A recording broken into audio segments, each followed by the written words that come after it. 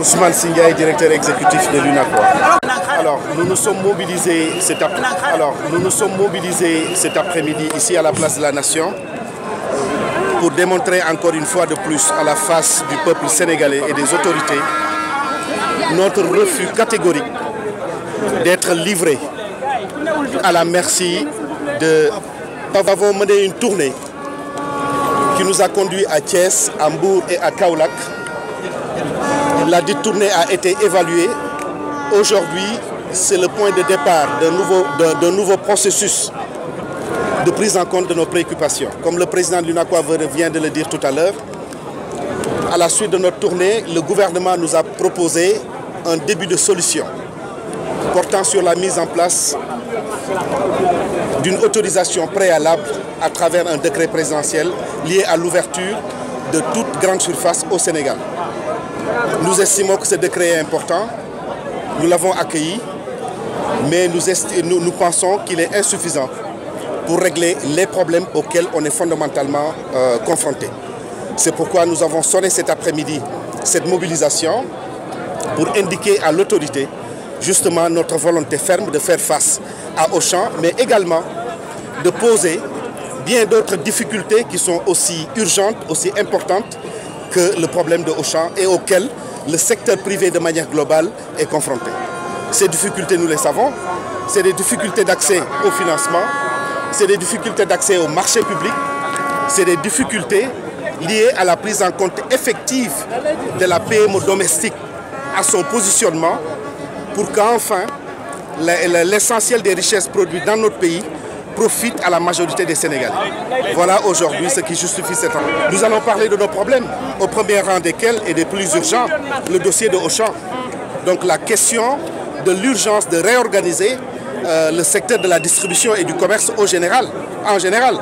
Ça va être la priorité des priorités, mais nous avons un mémorandum articulé autour de 11 points essentiels qui résument l'essentiel des préoccupations que nous partageons à la fois avec l'ensemble du secteur privé, qu'on soit des industriels ou des commerçants. Vous avez vu la semaine dernière, hier, que nous avons trouvé une solution ou participer à la recherche de solutions pour déstocker l'huile de la Sonacos et les autres huiliers. À chaque fois qu'il faille, à chaque fois qu'il soit nécessaire de démontrer notre préoccupation, notre patriotisme, nous l'avons fait.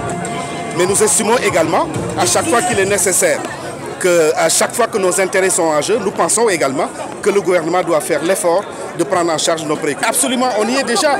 Pourquoi quand la Sonacos et les autres huiliers, quand ils ont eu un problème de déstockage, quand ils ont eu des stocks invendus, pourquoi on n'a pas appelé Auchan?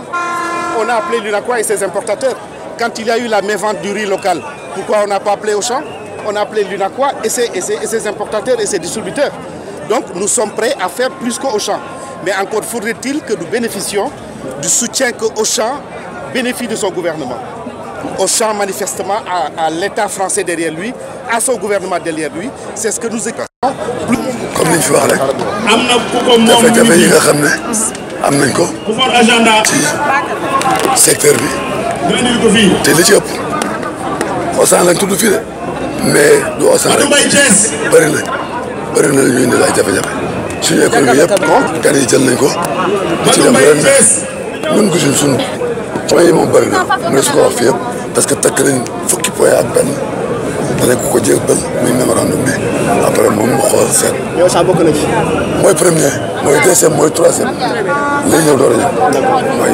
yeneen pompe yi émi nañ ci suukar nañ ci bëri na daal ci gàttal dinañ ci wax après.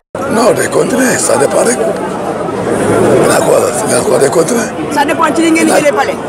non ça dépend ci li xew wala xam nga wala la ngay jëlee pale day nuru santas loolu taxu ñoo jóg ñun daal xam nañ fi mu teg suñu tànk benn adversaire la ñu am mooy gan yi fi ñëw bëgg a jël suñu économie loolu rek la amuñu sinon wax dëgg yàlla amuñu benn problème ak borom réew relation bi nga am daf may woo dama koy woo dañuy wax téléphone mais bu intérêt commencé ay taxaw rek ma défendre am nañ ci yaakaar bu wér parce que wax dëgg yàlla depuis ñu démarré ba léegi ak président de la République mosu ñu fa yóbbu benn problème te rek la mais bii nag moom ñu ngi ci amaguñ solution am na ci sax am na ci tuuti lu avancé parce que bi ko waxee am na benn décret moom sañ a barki dem pour limiter Auchan pour ñu organiser lu Auchan rek grande surface yëpp ñu organiser donc mi ngi def ay jéego mu des nag ci arrêté bi ñu def